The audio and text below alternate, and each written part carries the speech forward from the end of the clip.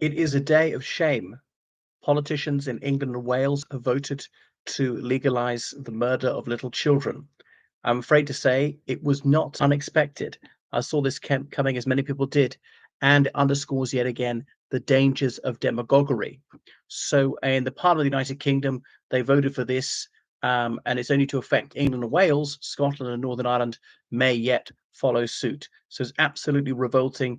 And Tonya Antionazzi, a sworn enemy of children, an advocate for the mass murder of little children. She is one of the people behind this, and indeed Dr. Stella Creasy. So the Offences Against the Person Act 1861 says that, generally speaking, killing a child is illegal, even when the child is in utero. But there are exceptions to that in the Abortion Act. If, in the opinion of two doctors, they believe that the risk to the mother of the abortion is is less than that of giving birth to her daughter or son before 24 weeks. After 24 weeks, it was only allowed in the most exceptional circumstances.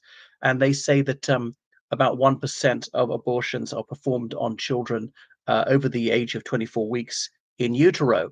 Well, that's still 2,400 people. And the thing is, it's going to increase. What if it was 2,400 of any other category of people were murdered in England and Wales every single year? What if it was 2,400 feminists? You wouldn't think that was all right. Or 2,400 socialists, or 204,000 monarchists, or 204,000 Buddhists, or any other category of people. But because it's the weakest members of our society, somehow that's permissible. So it's absolutely repugnant. 200, a huge majority, 242. And there is this fallacy about that most people are morally decent, wise, and intelligent, and that's patently untrue.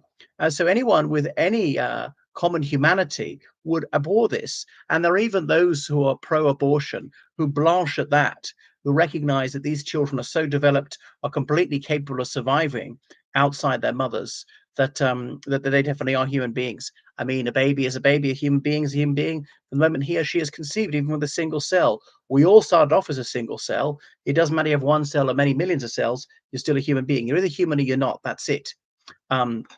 Anyway, and so she said that women beyond that in the last 24 weeks are in desperate circumstances.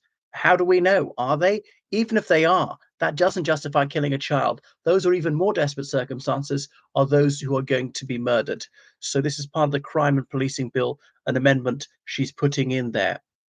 And she says when a crime is suspected, that it shouldn't be investigated. Of course, it should be investigated. Now, being under criminal investigation must be an unpleasant thing. It's not intended to be pleasant. It's not intended to be unpleasant. It's intended to get to the truth, to establish where a crime probably took place or not, and then to achieve justice. And she said that it was the original law was passed by an by an all male parliament. All right, so what? I mean, humans are male and female. This affects everyone. It's a Victorian law. Well, we shouldn't outlaw all Victorian laws. I mean, that same law also outlaws rape. We're going to scrap that one too. Increasing vulnerable of women and girls. How do you know they're vulnerable? Vulnerable is what you do when you're trying to excuse absolutely evil behavior. It's the children who are vulnerable. It's the girls and boys in utero who are vulnerable to being murdered by demagogues like her. So it's sickening. Is she pro? She's just pro-choice. She's not pro-abortion. Well, it's a distinction, not a difference. She is pro-abortion. Are you pro-choice on rape? Well, me neither. What about the innocent victims? Now, I'm say for the legalization of drugs and so on. People say, does that mean you're pro-drugs? No, I don't, because they take them. No, I'm not. Those who take them have a choice. The victims of abortion do not have a choice. Anyway, so 3 women were found guilty of this crime of unlawful abortion. Yeah, only 3 women ever. So it just shows how the police are not doing their job properly. So far more people should be found guilty, and it's absolutely revolting that was it Lucy Packer got away with it, a murderer who ought to be serving life imprisonment without possibility of parole. So it's the Stella Creasy is the MP for Walthamstow, and she's by this. So the British Pregnancy Advisory Service, which is the murder industry, they're in favor of this. Surprise, surprise.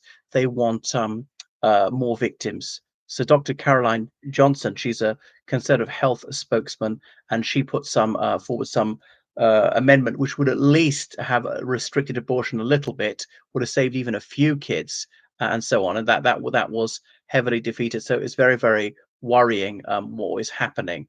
And obviously, there are some doctors against this, but doctors, we should take what they say with a grain of salt.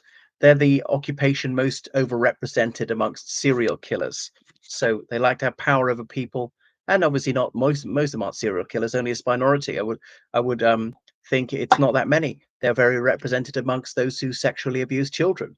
Now, I think the great majority of doctors don't do that, but that ought to give us pause for thought. If you wanted to do violence to people, if you wanted to abuse children, that would be the ideal occupation to go into.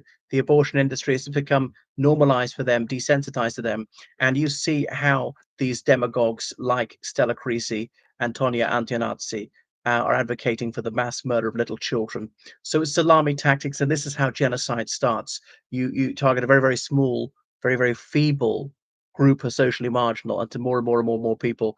It was babies under, was it whatever, 20 weeks gestational age, up to now 24 weeks, up to 40 weeks of age gestationally. It'll be children who are who've been already been born. It'll be older and older children, and more and more and more people. So they're coming for you. It could be your daughter or son who was murdered. You could have been murdered like this. Wow, wow, it's sickening. And then I hear some of these child murderers saying that no, the children's defenders should not be able to plead for mercy for mothers who are going into these human slaughterhouses. The women don't want to be spoken to. Well, how do you know unless you try? And some of them do actually, and some of them change their minds and they show mercy. And these babies are born, and that child could be you or me. Maybe you came within an ace of being murdered, but your mother wouldn't tell you because it would mess you up psychologically so much. So yeah, make no mistake, these doctors and nurses who work there, they are murderers. They murder kids every single day. They do it for money.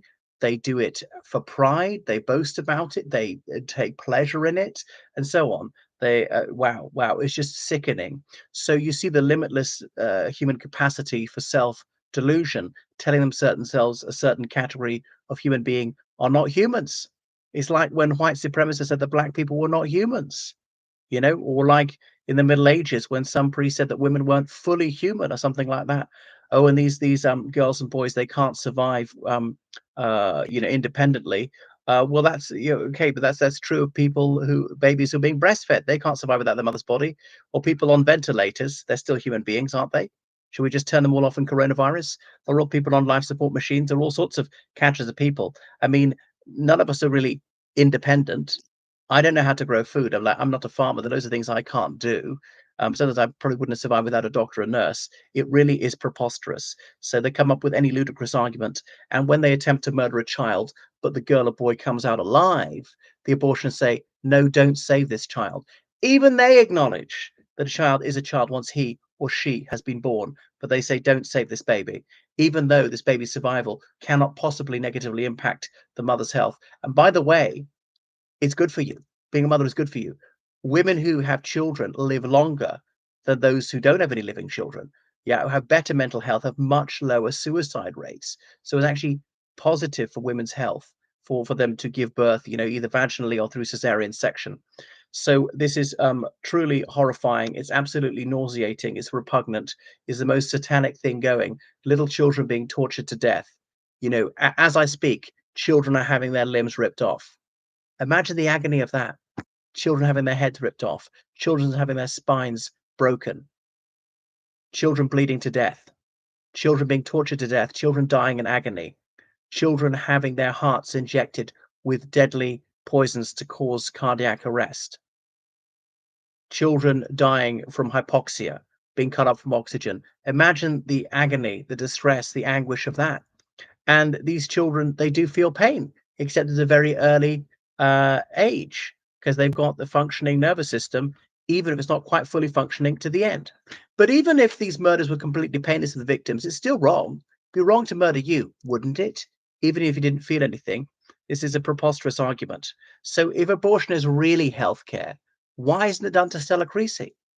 Why isn't it done to Tonia Antonazzi? Not on her daughter or son, but on these people themselves. They claim it's healthcare. How can a cardiac arrest possibly be good for your health? Pretending that a human being is not a human being, that they don't count, that a unique individual with unique DNA, his or her own iris print, fingerprints, handprint, all the rest of it, is an individual, separate person from his or her mother, is not a human being. It is completely illogical. It's absolutely ludicrous, and they're completely bereft of rational arguments. Of course, it's a terrible crime, and these people will be prosecuted to the nth degree. Throw the book at them, particularly the doctors and nurses, the abortion industry, the profiteers, the pedophobes, because this is sexual violence. Because the violence is explicitly linked to someone's sexual behavior. It really is revolting and very, very sad. And it's to my shame that I wasn't there in Parliament Square to lift my voice to do what I can do to save children. Surely it's morally imperative. There's no more urgent cause than this. What could be a nobler cause? What I mean, if breaking the law is ever justified, surely it's justified in stopping genocide. Should people break the law to save your life? Of course they should. So why not that of an innocent child? Anyway, it's really revolting. And sadly, I think it's going to make it. And even more children will be murdered. 60 million children every single year. 60 million. That is the Holocaust tenfold. And that's just the beginning. And that's not enough for people like Stella Creasy and Tonya Antonazzi. If it was 70 million, if it was 80 million, if it was 100 million, if it was, if it was every single child, they would do it. Are they aiming at the annihilation of the human race? Seems like it to me. There is no limit to their bloodlust. There's nothing that won't satisfy them. So that baby, that could have been you. And, in the sort of 12 minutes or so I've spoken, how many children have been murdered? They are real people. They are just as human as you. It could have been you. So don't let it be somebody else.